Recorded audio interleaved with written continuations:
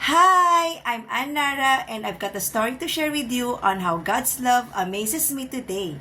Kanina, bago ako umuwi, dumaan ako ng bookstore to buy a multicolored pen. Pero when I checked the price, quite pricey. So binalik ko siya.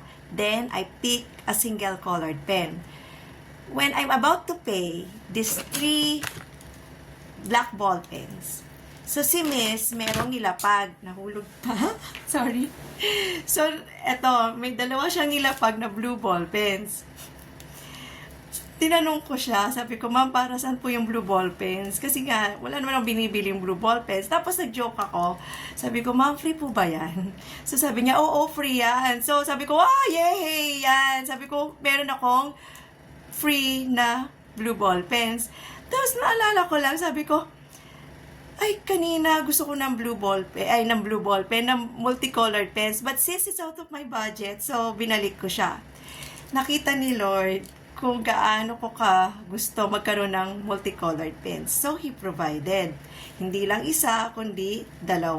So, meron akong blue, meron akong black. So, multicolored pens na siya. And that's how God's love amazes me today. So, kayo rin, I know, meron kayong story to share na paano kayo in-amaze ni God. So, don't hesitate. Just feel free to comment your story, the blessings, the miracles that you have received from God. Yun. And then, gusto ko na rin pong magpasalamat sa inyong lahat sa mga tumangkilik ng aking first book. This one, A Woman's Journey from Darkness to Power, Healing, Hope, and Purpose.